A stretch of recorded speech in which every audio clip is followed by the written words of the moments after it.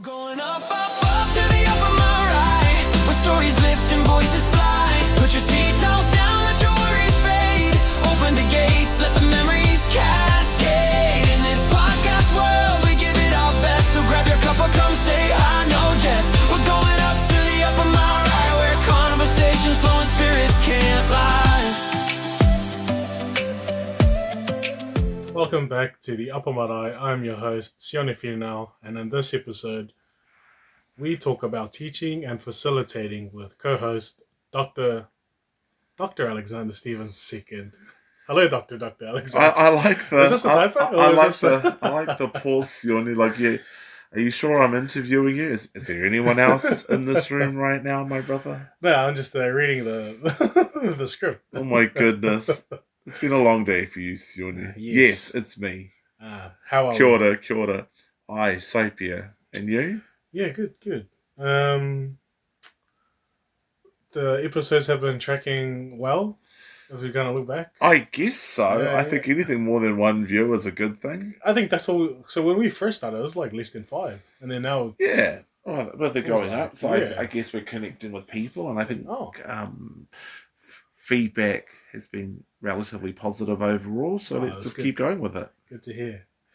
So we're talking about teaching and facilitating, and then I'll start you off with the first question is, when did your journey in teaching begin, and what drew you into it? Two things. I was interested in teaching in about 1999, before you were born. Right. I could see you figuring out how long ago that was. At the time, Manukau Institute of Technology had a relationship with AUT where you could do a bridging course or a foundation program where you would study 4 different papers and get into the Bachelor's of Education. So at that stage, I didn't know whether I wanted to be a teacher, a counsellor, or something else. Oh, wait, how old were you at that time with you? 19, 20. Oh, right. So that's such a late, because normally people would just decide after 18. Is that the norm? Because that's I don't know is the question. I think was the response. For me, my challenge, brother, is that I get bored easily. All right. And when you've got an active mind like myself, and you think in lots of levels, right, I realise that one profession probably isn't going to contain. So what did you do leaving high school at 18 and then 20 when you were deciding? No, I left school at 16, 17. Oh, is that the norm? Was it? Well, for me it was, because again, there were lots of things that led up to it, but essentially, left school 16, 17. Yeah. Then I did training and waitering, as well as chefing. Oh, nice. Then I thought, this isn't what I thought it was going to be. Yeah. Then I did foundation studies. Then I did counselling, social services, and then from there business communication, so on and so forth. We'll stick to the teaching. 19. But 19, I decided I wanted to do foundation. Yeah. And what I realised, it was so parkier in thinking. So we would cover like German philosophers and French philosophers. And I just thought, well, where's the Maori perspective? Where's the Pākehā perspective? And I realised that it wasn't going to be for me. So as a result, I put it on hiatus. Yeah. But anyway, that's kind of where that started from initially. So when did you start teaching, or start in a kind of a teaching role? Yeah, well, I mean, one of the questions is, what is teaching? So I guess for me, it's acknowledging, like passing... And I say this very carefully, passing on what knowledge you learn to somebody else, and it often comes grounded in something. So I was facilitating groups. I started in Rainbow Youth. Then I worked in places like rape prevention education, around sex education, and also how do we deal with disclosures of sexual abuse. Right. I've been facilitating at places like the Commission for Financial Capability, so they're the ones that do sorted. So I was talking about debts and KiwiSaver. I'm kind of giving you an abridged version. Yeah. And then in between time, I was also lecturing at places like Manukau Institute of Technology in the social work degree. Yeah. I did a few guest spots in counselling, and then I also did guest teaching at different universities. Let's go back to you said you were doing youth? I wasn't doing youth. No, Sorry, I was teaching youth. Yes. My goodness. So you're teaching young kids. I was teaching young people in college, so Yeah. just thinking about it, I'd say year 10, 11, 12. Oh, true. Yep, so form 4, 5, 6 Yeah. for us oldies. And And predominantly in the Auckland area, and that was things like, how do we talk about sexual abuse? How do we talk about consent? How do we talk about, if you have been affected, who do you talk to? So these aren't feel-good topics. We're talking about quite sensitive things, given at that stage when I worked at rape prevention education, the stats that we'd often talk about is that 1 in 4 females have been affected by sexual abuse, 1 in 8. Yeah. That back then. Yeah. So given the high numbers, how do we support people to come forward? What so like at that age, 2019, what led you to jumping into like teaching in that area, let alone teaching? Yeah, well, and again, this goes back to when I got my first disclosure of sexual abuse when I was like 15 or 16, and then that person, there was suicide involved. So, and I guess that, and I've always got a high number of disclosures. So, as I got older, and facilitating and teaching are 2 different skill sets, right? So, for me, thinking about sexual abuse, thinking about counselling, thinking about mental health and addictions, I thought about the next generation of ākonga or tauira, which means students. Yeah. And my approach was really simple. How could I pass on the knowledge that I've learned from working in this field over the years? Because the field, it's changed over time. Yeah. So as a quick example, AI didn't exist then. Right. Or was the internet still around? I mean, yes, I don't know how old do you think Sorry, I am. You've insulted me by asking me if you're interviewing me, since I'm the only one in the room. Then you're coming back for now round 3 by asking me if the internet existed in my time. This is not how I expected this interview to go, so... Brother. Anyways. Continue. We talked about change. No, actually, what I did want to say to you, though, is that when we look at technology, for example, things have changed. So what I want to say is that I've got this knowledge. How do I pass it on to the next generation, right? Yeah. Initially, it was through facilitating. Yeah. Then it became teaching, and then I blended the 2 together. Yes. Nigel is a perfect example.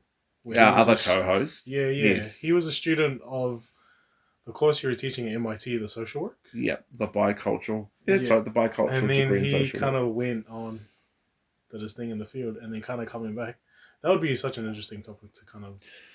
Yeah, I guess for me, so for context, when I was teaching in at Manukau Institute of Technology, they talked about an approach called 80-20. So 80-20 is when you get our ākonga to do 80% of the work and you do 20%. Oh, interesting. Yeah. So for me, my approach is very much, you have knowledge, I have knowledge, how do we bridge this knowledge together? From a facilitation perspective, it's also about how do we do it in ways of which people feel like they're making meaningful engagements. So we get them to do activities and connections and things like that. And then teaching is passing that ako, that knowledge on through connection. So for me, for example, over the years, when I look at this kind of blended approach, some of the things that I do is I'll write down questions on cards and get them laminated, and then I divide people up in groups, and I get them just to do some, what I call a think tank. So, there'll be questions that'll get the whole group thinking. Yeah. Like, what's a good example? I can't even think of an example right now. It'll come to me as I'm talking. This is gold. Yeah, well, and then I pass those cards around just to see how, where are people positioned. I know what I would do. Like, for example, back in the day, there was discussions around whether we should introduce euthanasia. Oh, okay. All right. Into this country. Yeah. So I divided people between those that agreed that we should apply euthanasia in New Zealand. In other words, that someone wants to actively die. And and the those that circumstances didn't. of like health, eh? That's right. So I divided the group into three: those that were like anti-euthanasia, those that were pro-euthanasia, and those that were unsure. What was the ratio, if you could remember? It was a 50-50 true. kind of split. There was always that one person in the middle. You just got to make up their That's mind. right. Pick a side. That's what I made them do counselling instead. Oh, I was right, like, okay. you're not prepared to do social work. Go and do counselling. And then what I did was I flipped it. So I said, right, you are anti-euthanasia. You're now going to argue from a pro perspective. Okay. You, for example, are pro-euthanasia. You're now going to look... And I think this is, you're now going to look at it from an anti-euthanasia perspective. And the reason I do that is any good practitioner from my perspective have to see both sides. Yeah, and I think that's important. Agreed. And then what I would do is, I would get them to do debates. So these are these kind of activities and help them, like, what is the debate? How do we have this? So they're not just saying, well, you're wrong and stupid and I'm right. Because this is what happens. We can see this on Facebook. People yeah. Good point. Yeah, I think academic debate or debates are perfectly fine, but how do we do this respectfully? Yeah. Without someone saying, you shut up. And I'm like, that's your retort. Yeah. Hold that thought. The other thing I think about as an adult teacher and educator is people are doing these courses like social work, mental health and addictions, so on and so forth. When you're studying in this area, people don't do it without some kind of experience, either for themselves or other people. So I'm always careful about how do I look after them as a health practitioner combined with as a teacher. Right. So that they don't feel triggered afterwards. If they do feel triggered, how do we get them help? I can remember, again, working at MIT and the counselling service emailing me and saying, please stop referring your students to our service. They are literally taking up the entire booking appointments. Oh, for you. We've got and I said to them, I'm not stopping. Good on them for accessing help. Nice. I have to say, like, I'm seeing it, the positive impacts of like your teaching at MIT, because I work with some of the social workers. Right. Oh, yes, in my workplace, do. and that was like 15, 16 years ago. Wow. I mean, they're quite senior in the roles in my workplace. Of course they are. But Nigel's a perfect example as well. They were trained by the best. Of course they are. All right, senior roles. yes, but they're nothing but respectful for them. They come through. So yes, can I just say to you though, part of that was always challenging them. Right. When people were like, I'm going to be a social worker, I'm going to save the world. I'm like, uh-oh. Someone's going to need their ego to be warmly monarchied. Because anyone that goes in there and saying, I'm here to save the world, you need to just ask yourself, what is that about? Yeah. So that's where I think as a good facilitator, you're challenging some of their perspectives, internal perspectives. Yeah. And then a teacher's then, how do you then apply some of that theoretical learning around how do we enhance who they are? Right. I also think a good teacher, brother, is, actually, no, before I go on, what are experiences of teachers for you? Is it positive or negative overall? It's been, overall it's just been diverse. Right. Yeah. So we're not going to mention that you went to Manureo High, but... Wait, whoa. Discrimination. No, just the truth. How did you find your teachers, and which ones were the ones, you don't have to name them, but what were the ones that stuck out for you, the ones that were good, the ones that were bad? What was it about them that you connected with? Those who demonstrated they care. Right. The ones that stood out for me, yeah. I think the perfect one was my physics teacher, which is interesting. Right. Yeah, I highlight her because this isn't the one that called people cabbage. No. Right. He's someone else. Right. But this one's a different one. She was actually quite well respected. Okay. I think she got an award when what's his name? John Key was Prime Minister. Okay. So she got some sort of award. But the only reason why I kind of highlight her was, for some reason, there's a number of other students, but she really thought we could do something in physics. Wow. And she's the reason why I picked the subject again, even though I was not the best.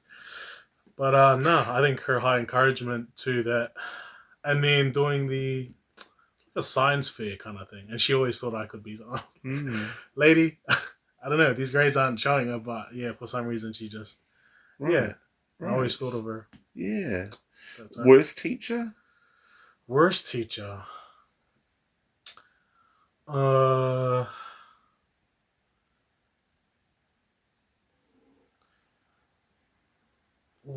gonna be a hard one.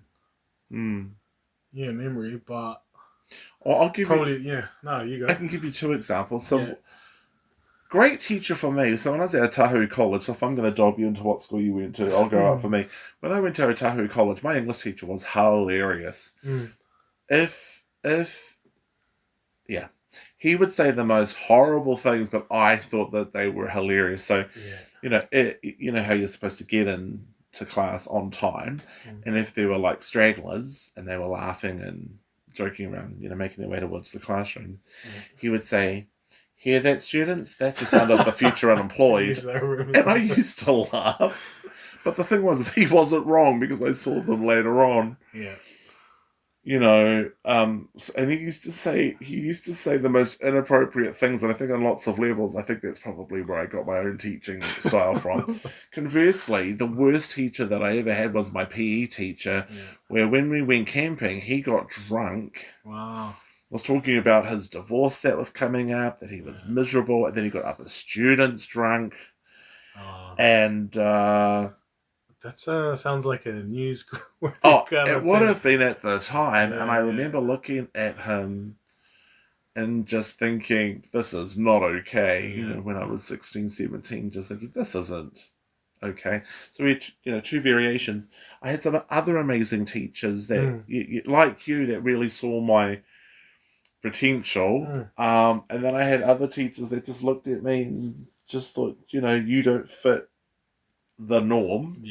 And I gave you a quick example. There was one teacher that was like, you're tall, and at that stage I was lean. He's like, you're going to be a great basketball player, and I was like, I laugh because I'm doing like, no basketball. He doesn't play any sports. No, I don't play sports.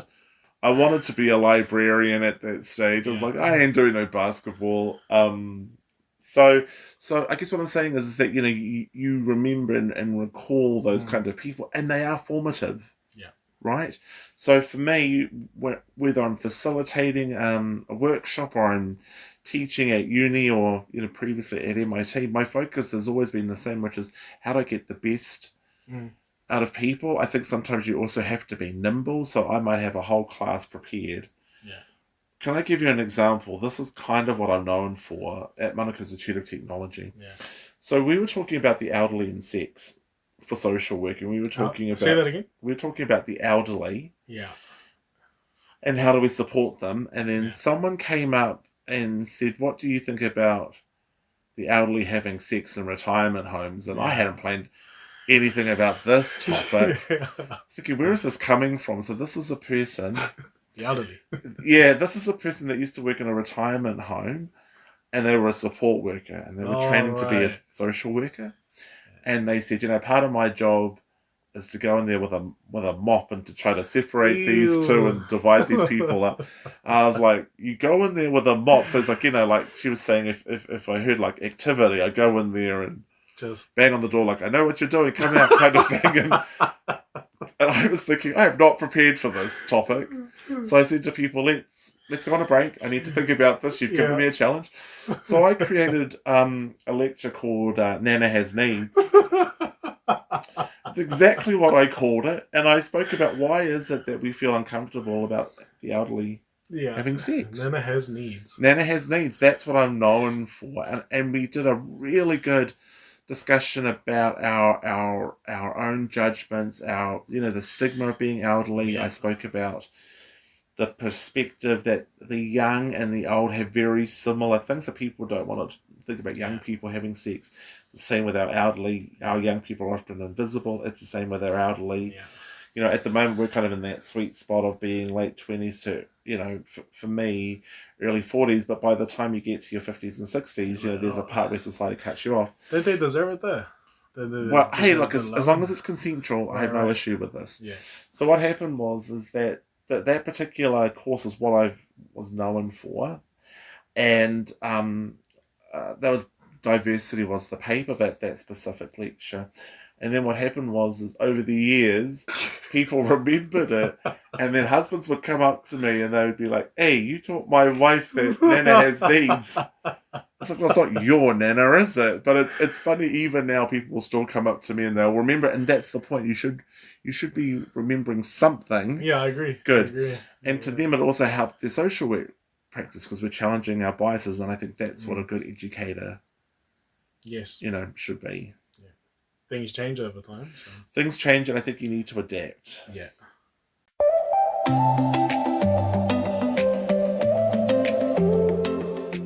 How do you know when learning has moved beyond knowledge into identity? Two ways. So depending on what we're teaching, one is when we see an actual shift in behaviour. So I've worked with some students that got triggered by teaching because they might have had bad teachers. Yeah. Growing up, and I think bad teachers do exist. Yeah. Unfortunately. So when I see a shift in how they apply their knowledge, then makes me think like, we're doing our job. Being able to challenge students and do it in a way which uplifts their mana, so it's not a takahi, it's not to stamp on them. Because, whether you're social workers, counsellors, mental health, or addictions in my area, I'm very clear that, we're going to be working with all kinds of people. Yeah. So how can we, to the best of our abilities, be nimble with that? So when students go on their placements and we can see a shift in how they work, then I'm like, this is all good. And I guess the other one for me is when they want to come back and do higher learning. You're a good example of this. Oh, yeah. Oh, yes, and a couple of your previous students are now kind of upskilling. I mean, further... Yes. Studying further for themselves. So. That's right. And when that kind of... And like I said, you don't have to go through education. You've got life experience as well. That can actually be both a good teacher as well as a hard teacher as well. To me, I just think, hey, how do we get people ahead? So a part of that is shifting their own thinking. Like, people have come up to me and said, I thought that you were terrible because I used to close the door bang on 9 o'clock. Oh, they do have to be on time. Well, and my thinking was, if you're going to rock up to a patient's house or client, you say you're going to be there at 9 o'clock and you don't rock up to your 9:20, you've got to do your thing. How do you know that they don't have an appointment afterwards with, say, work and income, the dentist or something? Commit to it. And so I was a bit of a hard ass. I didn't apologise, but you know what though? And this is where I thought actually maybe I'm an okay educator, is that when people would ring me, even though they hadn't put me down for a reference and said, tell me about Sione, tell me about whoever, Ricky, or whoever it was, or Joseph, for example, who are these people and would you hire them? And I would say, well, have they put me down as a reference? They're like, it doesn't matter. Would you? And I'm like, actually, what I can say is that, say, Joseph arrives on time. He's been able to do a shift in his thinking. I think he's got real potential. Yeah. If it was someone like, what was the example? Joseph, did I say? If it was Ricky, for example, like, look, Ricky's a class clown, but he's got potential because he knows how to work with people, but he will need some guidance on his social work practice. So yes, I was hard, but as an educator and a teacher, I was also reflective in my practice around what are their strengths and what were the areas to focus on. And it was known for some time that anyone that I gave a reference to always got a job. Yeah. Because people knew the standard. Yeah. And then when I left, it was interesting because then people were like, what happened? Why did you leave? And I was like, can't I just move on? Well, the next question is education about achievement, empowerment, or collective uplift? Whole thing. Yeah. Whole thing. Like I said, there's different ways to get ahead. I know some people that have worked their ass off, if I can use that language, to get ahead to support their families, get into a mortgage. They don't have qualifications. Yeah. Right? I also know people that have studied and gotten ahead. To me, it's different pathways. However, what I do know is that, and this is again, can I just do a shout out to Manukau Institute of Technology? Go on. I know that my colleagues from AUT are like, when are you going to plug us? Probably not in this episode, because MIT did a study around understanding the population group, and what they realised was that lots of people are first timers. So what normally happens is they might do polytech and then jump to university once they get comfortable. And we also know that if you've got children and if you yourself have either gone to, say, a wānanga, a polytech, or a university, your children or grandchildren are much more likely to go because they know someone that's done it. So if you're the first, then it's highly likely that you're setting yourself up as well as future generations to get ahead. So as an educator and teacher, I know about the importance of 7 generations. So not only those that come in now, but 7 generations from now. So if we use you as a good example, Sione, one day you want to get your PhD.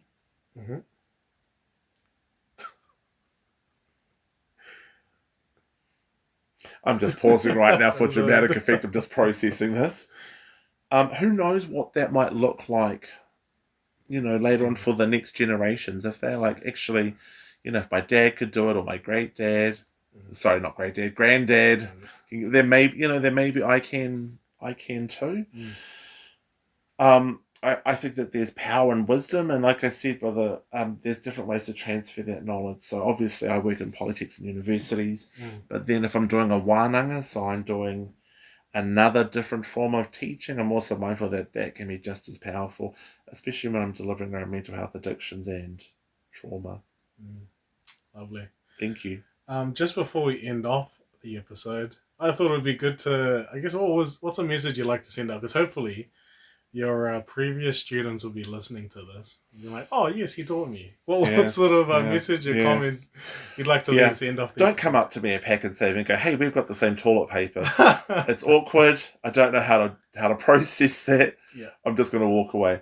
Actually, I guess if I had, what are you asking me to do? Impart I some guess kind just of a wisdom? message or a comment or whatever you'd like to say for your, in case a previous student of yours listens to this. It is interesting when I see my former students. Yeah.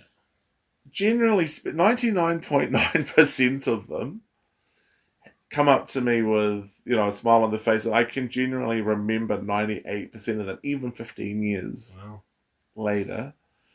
The 1% that look at me and keep walking, I'm like, I remember you, and I wonder if you're doing what you're doing. But can I say, I've also been really blessed, like, I've had students pass away, and I've gone to their funerals. This is years later, but it's really interesting when their family members say, hey, look, you might not know this, but Rachel, for example, always remembered you from the Nana Has Needs. Nana Has Needs. And would you consider talking about this? I'm like, I don't think I want to talk about this in front of everyone.